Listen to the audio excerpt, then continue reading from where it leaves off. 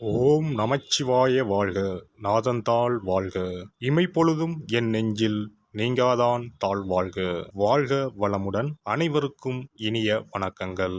சூரியன் மகரம் ராசியில் சஞ்சரிப்பது தை மாதம் என்று அழைக்கப்படுகிறது. இதனை மகர மாதம் என்றும் அழைப்பார்கள். மகர ராசிக்குள் சூரியன் நுழைவதே மகர மாதம் ஆகும். பொதுவாக எந்த ஒரு நல்ல செயலையும் தை மாதத்தில் ஆரம்பிப்பதுதான் வழக்கம். இம்மாதத்தில் தான் சூரியன் தன்னுடைய வடதிசை பயணத்தை தொடங்குகிறார். உத்தராயண காலம் ஆரம்பமாகிறது. அதாவது தேவர்களின் உலகிற்கு தட்சிணாயனம் எனப்படும் 6 மாத இரவு காலம் முடிந்து உத்தராயணம் என்னும் 6 மாத பகல் காலம் ஆரம்பமாகும் என்பதே தை மாதத்தின் பெருமையாகும். தை பிறந்தால் வழி பிறக்கும் என்பார்கள். உத்திராடம் சிறந்த நட்சத்திரம். உத்திராடத்தில் பிள்ளையும் ஊர் எல்லையில் கொள்ளையும் என்பது பழமொழி. அதாவது உத்திராடத்தில் பிள்ளை பிறந்தால் உடனடியாக அவர்களுக்கு அருகிலேயே நிலம், வீடு அல்லது விளைநிலம் வாங்கும் யோகம் உண்டாகும். எனவே உத்திராடத்தின் ராசியான மகரத்தில் சூரியன் நுழைவது வெகு சிறப்பான ஒன்றாகும். தை மாதத்தில் பல்வேறு விரத நாட்கள் வருகின்றன. அவை தை வெள்ளி, தை அமாவாசை, தைப்பூசம், ரத சப்தமி, பீஷ்ம அஷ்டமி என பல்வேறு சிறப்பு வாய்ந்த நாட்கள் தை மாதத்தில் வருகின்றன. பல்வேறு சிறப்புகள் கொண்ட இந்த சீர்மிகு தை மாதத்தில் உங்கள் ராசிக்கான பலன்கள் என்ன என்பதனை அறிந்து கொள்வோம். தை மாத கிரக நிலைகளை பார்க்கும்போது சுக்கிர பகவான் விருச்சிகம், தனுசு, மகர ராசியில் பயணம் செய்கிறார். புதன் மற்றும் செவ்வாய் பகவான் தனுசு மற்றும் மகர ராசியில் சஞ்சாரம் செய்கின்றனர். சூரிய பகவான் மகர ராசியில் 29 நாட்கள் சஞ்சாரம் செய்கிறார். கும்ப ராசியில் சனி பகவானும், மேச ராசியில் குருவும், மீன ராசியில் ராகுவும், கன்னி ராசியில் கேது பகவானும் பயணம் செய்கின்றனர். சந்திர பகவான் சதயம் நட்சத்திரம் 4ஆம் பாதம் கும்ப ராசியில் இருப்பதன் மூலம் இந்த சீர்மிகு தை மாதம் ஆரம்பம் ஆகிறது.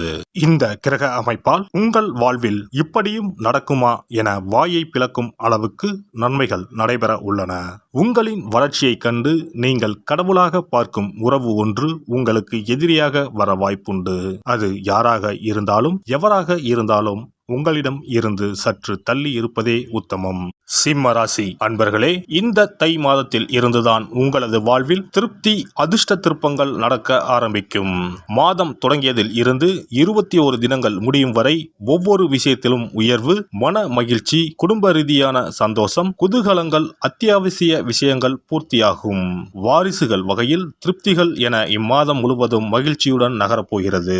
ஆரோக்கிய சங்கடங்கள் விலகும். செவ்வாய் கிரகத்தின் வலிமை மாதம் முழுவதும் சாதகமாக இருப்பதால் அனைத்து சந்தோஷங்களையும், புதிய சொத்து பத்து சேர்க்கைகளையும், பொன் பொருள் ஆபரண விருத்திகளையும் திருப்தியோடு அடைய போகிறீர்கள். குடும்ப நிலை மகிழ்ச்சிகரமான மேன்மையுடன் நகரும். வாழ்க்கை துணையுடன் அந்யோன்யம் அதிகரிக்கும். உத்தியோக விஷயங்களில் எதிர்பார்க்கின்ற மேன்மைகள் முதல் வாரம் முடிந்த பிறகு நடக்கும். கடன் கண்ணி கொடுக்கல் வாங்கல், வாக்குறுதி, நாணய விஷயங்களில் இடர்பாடுகளுக்கு முடிவு ஏற்படும். தொழில், வியாபாரம், நிர்வாக விஷயங்களில் லாபம் காத்துள்ளது. வாரிசுகள் முன்னேற்றம் சார்பான முடிவுகளுக்கு சாதகம் ஏற்படும். பூர்வீக சொத்து வகையில் சந்தித்து வருகின்ற வம்பு வழக்கு, கோர்ட், காவல்துறை விவகாரங்கள் நீடிக்கப் போவதில்லை. உத்திரம் நட்சத்திர இளம் தம்பதியர்களின் புத்திரபாக்கிய கவலை விலகும். மகம் மற்றும் உத்திரம் நட்சத்திர இளம் இருபாலாருக்கும் இம்மாதம் 18ஆம் தினம் முடிவதற்குள் திருமண கனவு நிறைவேறப் போகிறது. இம்மாதம் ஞாயிறு மற்றும் செவ்வாய், வியாழன் கிழமைகளில் லாபங்கள் கைக்கு வரப்போகிறது. இம்மாதம் 2, 4, 7, 9, 13, 16, 18, 24வது நாட்களில் ஆச்சரியப்படுகின்ற உயர்வுகள் எந்த முயற்சிகளும் செய்யாமல் கைகூடப் போகிற இனிமையான மாதம் இந்த தை மாதம். பெண்களுக்கு, திருமணமான பெண்களுக்கு மகிழ்ச்சியான செய்திகள் கிடைக்கும். கணவன் மனைவிக்கு இடையே ஒற்றுமை அதிகரிக்கும். உறவினர்கள் வழியில் ஆதரவுகள் மேம்படும். வெளிவட்டார தொடர்புகள் விரிவடையும். எதிர்பாராத சில திடீர் அதிர்ஷ்டங்களின் மூலம் மன மகிழ்ச்சி அடைவீர்கள். பொருளாதாரம் தொடர்பான நெருக்கடிகள் குறையும். மாணவர்களுக்கு கல்வியில் முன்னேற்றம் உண்டாகும். எதிர்பார்த்த நல்ல மதிப்பெண்களை பெறுவீர்கள். விளையாட்டு போட்டிகளில் கவனத்துடன் இருக்கவும். நண்பர்களின் தன்மைகளை புரிந்து கொள்வீர்கள். கல்வி நிமித்தமான வெளியூர் பயணங்கள் சாதகமாக அமையும். உத்தியோகஸ்தர்களுக்கு உத்தியோக பணிகளில் எதிர்பார்த்த வாய்ப்பும் முன்னேற்றமும் ஏற்படும். மற்றவர்களின் பிரச்சனைகளில் தலையிடாமல் இருப்பது நல்லது. எதிர்பார்த்த இடமாற்றங்கள் கைகூடும். புதிய வேலை நிமித்தமான சிந்தனைகள் அதிகரிக்கும். செயல்பாடுகளில் ஒருவிதமான மந்தத்தன்மையினால் தாமதம் உண்டாகும். மறைமுகமாக இருந்து வந்த போட்டிகள் குறையும்.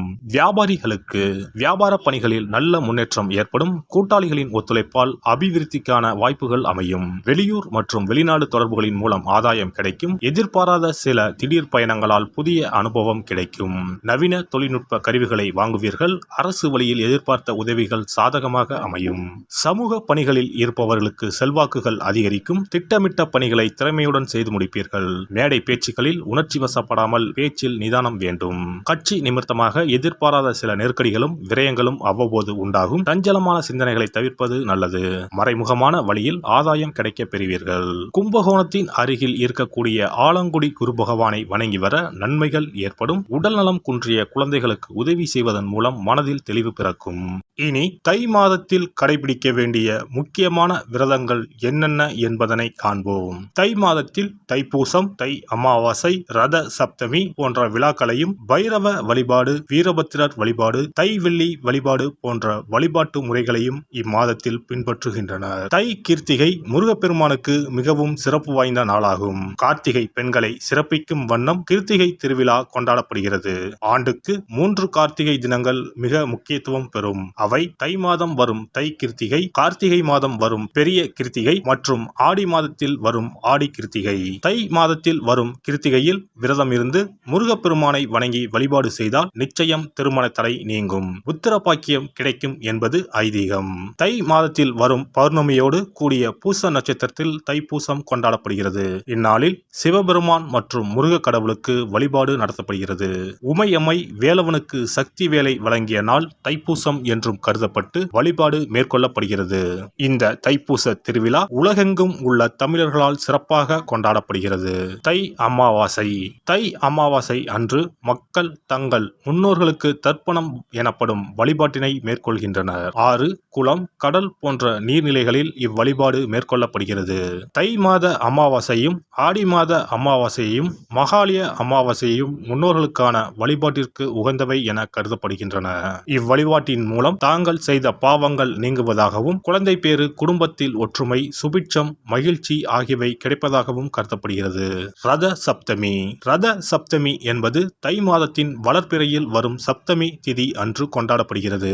இந்நாளில்தான் சூரியன் தனது வட அரைக்கோள பயணத்தை தொடங்குகிறார். இந்நாளில் விரதம் மேற்கொள்வதால் ஆரோக்கியம், நோய் இல்லாமை, செல்வம், புத்திர பேறு, நீண்ட ஆயுள், பகைவர்களை வெல்லும் சக்தி, வெற்றி, நிலம், தானியம், புண்ணியம் ஆகியவை கிடைக்கும். மேலும் மனக்கவலை, வியாதி ஆகியவற்றை நீக்கும். வழியில்லாமல் தவிக்கும் போது வழிகாட்டும் இந்த ரத சப்தமி. பைரவ வழிபாடு. தை மாதத்தில் வரும் முதல் செவ்வாய்க்கிழமையில் இவ்விரதம் கடைபிடிக்கப்படுகிறது. தாமரை பூ மாலை, வில்வ மாலை, தும்பை பூ மாலை, சந்தன மாலை ஆகியவை பைரவருக்கு உகந்ததாக கூறப்படுகிறது. வாசனை பூக்களில் மல்லிகை பூவை தவிர்த்து மற்ற அனைத்து பூக்களும் பைரவருக்கு சமர்ப்பிக்கப்படுகின்றன. சனித்தோஷம் முழுமையாக அகல கால பைரவருக்கு விரதம் இருப்பது விசேஷம். வீரபத்ர வழிபாடு. வீரபத்ர வழிபாடு என்பது செவ்வாய் தோறும் ஓராண்டு காலம் கடைபிடிக்கப்படுகிறது. ஓராண்டு வழிபட முடியாதவர்கள் தை மாத செவ்வாய்க்கிழமையில் மட்டுமாவது இந்த வழிபாட்டினை கடைபிடிக்கலாம். இவ்வழிபாட்டை மேற்கொள்வதால் நீங்காத தடையும் நீங்கும், தீராத பகையும் தீரும், நவ கிரக பாதிப்புகளில் இருந்து நம்மை காக்கும். தை வெள்ளி வழிபாடு. உத்தராயண காலத்தின் ஆரம்ப மாதமான தையில் வரும் வெள்ளிக்கிழமையில் அம்மன் வழிபாடு மேற்கொள்ளப்படுகிறது. அன்றைய தினங்களில் அபிராமி அந்தாதி, சௌந்தர்ய லகரி உள்ளிட்ட அம்மன் குறித்த பாடல்களை பாடி வழிபாடு மேற்கொள்ளப்படுகிறது. தை மாதத்தில் வரும் திருவிழாக்களை கொண்டாடி வழிபாட்டு முறைகளை பின்பற்றி இறையருள் கிடைக்கப்பெற்று வளமான வாழ்வு வாழ்வோம். எல்லாம் வல்ல இறையருளால் நீங்களும் உங்கள் அன்பு குடும்பமும் உடல் நலம், நீலாயுள், நிறை செல்வம், உயர் புகழ், மெய்ஞானம் ஓங்கி வாழ்க வளமுடன்.